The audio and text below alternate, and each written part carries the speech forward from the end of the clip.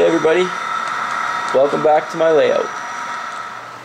Sorry this one's late guys, but I've just been super busy lately. So better late than never. Here's the layout update for February 2015. This layout update, I've got quite a bit of new stuff to show you that's came in over the last month, as well as some electrical work I was doing on my Fremo module and some scratch building on the sand unloading structure.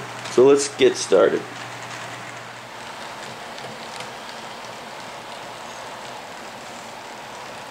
So these A-line 40-foot corrugated containers came in, and these ones are in the China shipping paint. The door detail is very impressive. I'll zoom in there, we'll have a look.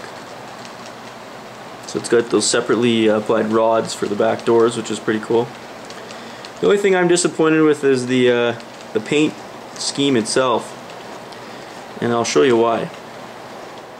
So there's one of the new A-line corrugated containers, 40 foot, sitting on top of one of the older Walthers, which is the middle one. This one right here. That's the Walthers paint scheme. So to my eye, it looks like the printing on the A-line one is too big, and we'll look at some photos, some prototype photos for comparison here, but it just seems to me like it's too big. The Walthers one seems more correct.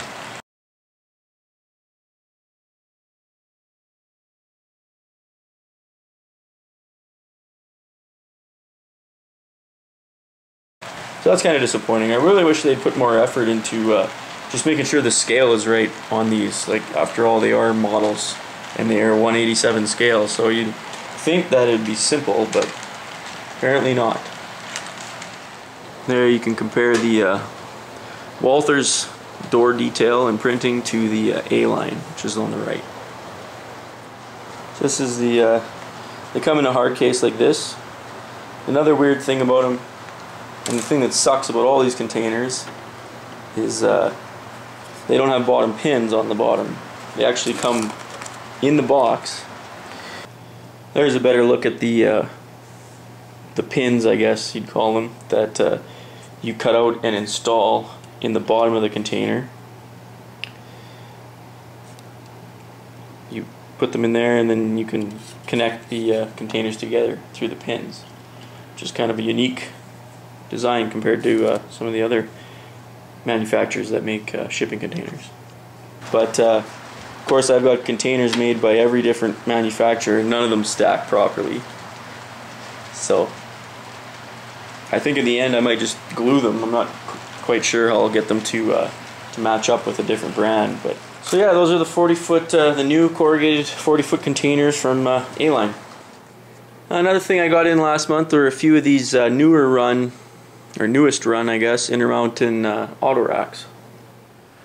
So I mainly ordered paint schemes that came with the yellow paint, just because I've noticed watching these trains go by, the majority of the Autoracks are yellow, and then there's the odd ones that are kind of painted, you know, blue or green, BN1, or it seems that like 75% of them are yellow. So I wanted to get a few more yellow ones to kind of make my train a little bit more realistic, my Autorack train. So I got Ferromex,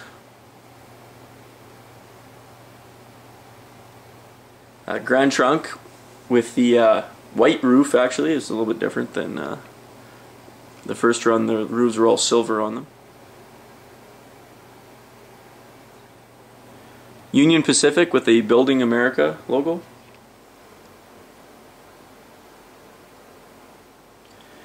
And another Union Pacific with the white roof and We Will Deliver logo.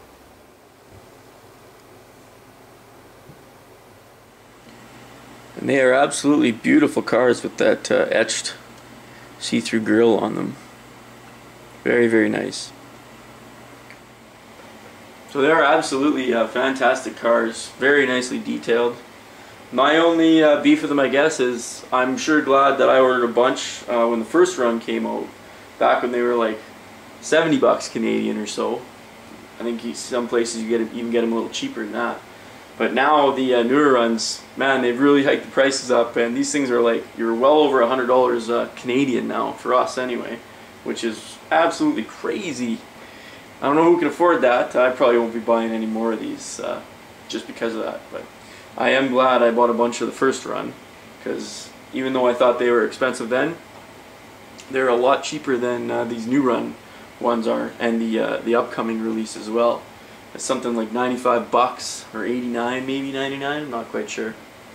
Anyway, I'm glad I got them. They're super nice, and I'm gonna get some printed paper loads for them that like silhouettes of cars, and I've seen them on the internet. They look pretty cool. A couple other things that came in that I had on order were these new run Con-Cor 53-foot reefers, and these are high cubes, and I actually like these. I don't mind them. They're pretty straightforward in the tooling, but at least on this run compared to the CN ones, I think that they've done a good job with the artwork. It looks to be about the right size. There's the refrigerator unit detail. It's just two pewter cast pieces, and on one of them this had fallen off, and it happened on my CN ones as well, but it's just easy. Drop a CA glue and fixed it, popped it right back on. Interesting, they one has a carrier refrig unit and the other one has a Thermal King. And on the Clarke Transport ones, they're both just have Clarke on the refrigerator units. You can see the Kleysen Transport artwork. They did a good job. It looks to scale and nice and crisp printing. There's the Clarke Transport version. So they don't have the separately applied door rods like the A-line containers have. These are just one piece cast, but really it's hard to notice when they're rolling on a train. You're not really looking at that, but they are a little less detailed than some of the other brands out there. I did get a couple more cars for the parking lot of the diesel shop too, and these came from MB Klein. Silver PT Cruiser, Mercedes hatchback, and a Volkswagen Beetle. New Beetle. So the parking lot is starting to look a little bit more realistic with some actual cars in there. So that's all the new stuff I've got in the last month, guys. I'll show you some of the new electronics I installed on my Fremo module to make it a little bit more flexible with different groups that we operate with, as well as some construction progress on the sand unloading structure as well. One of the guys recommended I get one of these, and I wired it in, so now all the power comes from the accessory bus, goes to this device, and then out to everything on the layout that uses accessory power. And what that is a green steam product power converter. It was in the range of $25 to $30, and what it does is takes in any power that you put into it, whether it's DC, AC, it will convert it and output 12 volt DC. So that's an easy fix, and now doesn't matter who I set up with, whatever power they use for their accessory bus, it will be the correct power that I need for my module.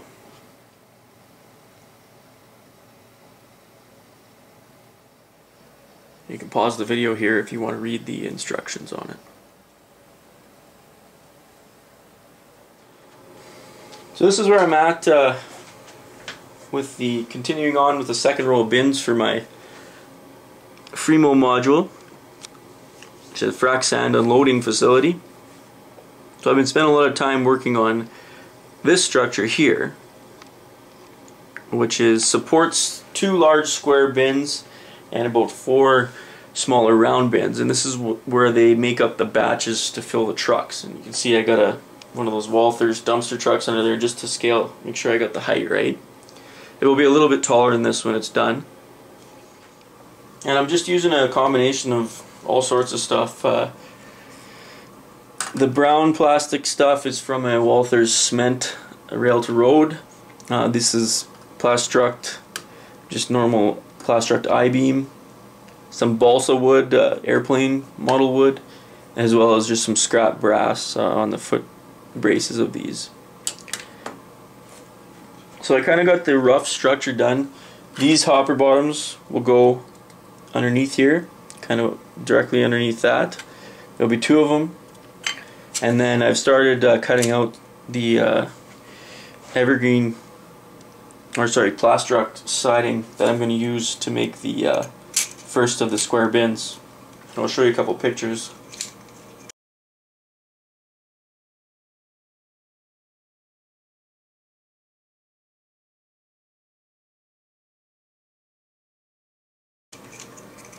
So this is what I'm going to use. Something like this. I think I'm just going to cut a square piece of wood and then just glue them to it, and bevel these at 45 to get them to go together nicely. It should look pretty good when it's all said and done. So these pieces are for this front bin here, which will be something like that.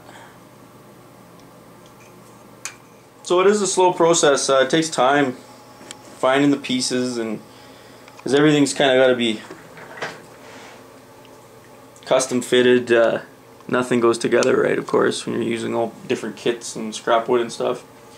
But I'm hoping to just keep picking away at this and hopefully have it done maybe by spring for have it completely finished for the Fremo meet in August.